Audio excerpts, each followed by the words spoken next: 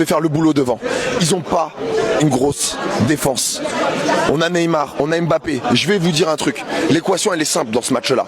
Il y a en face un mec qui s'appelle Haaland, qui lui a 2 actions et il met 2 buts. Et nous, de l'autre côté, on a Mbappé qui se voit beau. Et j'ai l'impression de répéter ce que je disais l'année dernière. Le mec, quand il met un but alors qu'il en loupe 8, il est content, il est heureux. Et ben regarde ce que tu fais aujourd'hui. Prends tes responsabilités. Aujourd'hui, t'as été mauvais. Aujourd'hui, t'as été médiocre. Ce qui fait que toi, tu nous apportes rien. Et ce qui fait que derrière l'autre, il nous met un doublé.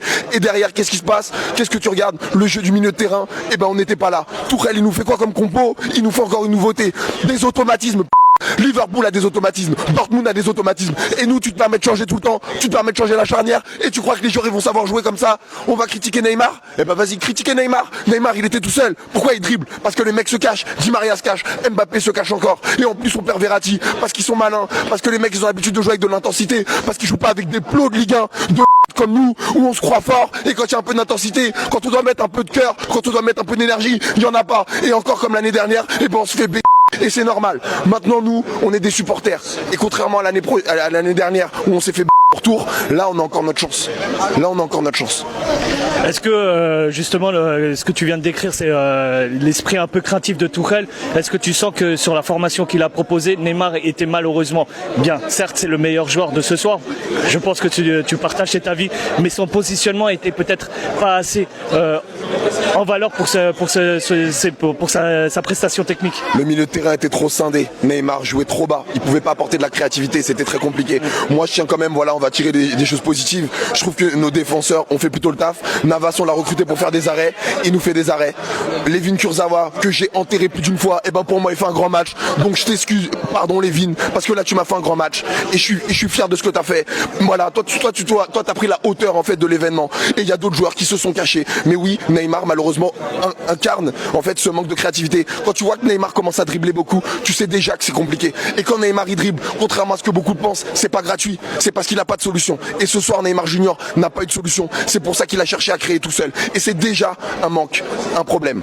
Comme tu vois, comme des garçons comme Gay, qui aujourd'hui étaient vraiment en dessous du sac. Et Tourelle ne l'a pas sorti parce qu'il n'avait pas d'autre solution. Donc, monsieur coach qui met pas Paredes aussi dans le groupe, qu'il a aussi des questions à se poser. Parce que le coach a une grosse part de responsabilité. Je l'ai toujours dit, ça fait 2 ans qu'il ne veut pas nous mettre des d'automatisme.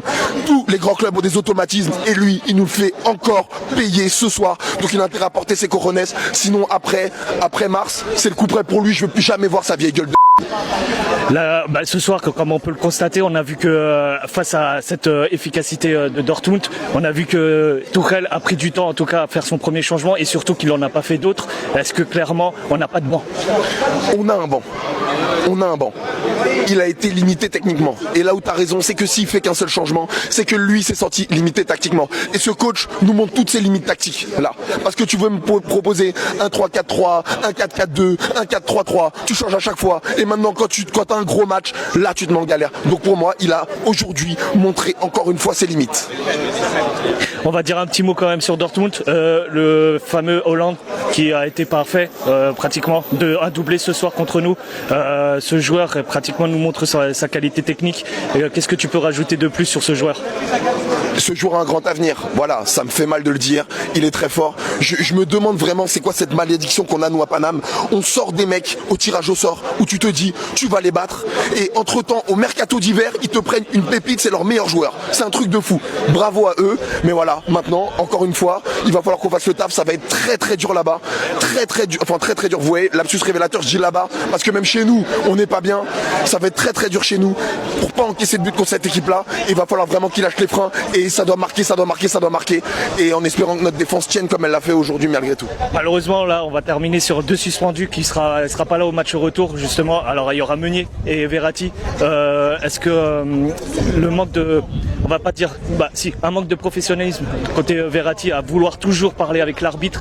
Est-ce que c'est pas un problème sur ce joueur alors qu'il sait qu'il peut être suspendu justement pour le retour? Alors, Verratti est un peu sanguin. Je peux comprendre qu'on puisse dire voilà qu'il est un peu fautif. Maintenant, il vient pas de manière agressive. Witsel est très malin parce qu'il nous fait avoir 2 cartons jaunes alors que 2 fois c'est lui qui fait la faute. C'est quand même dingue.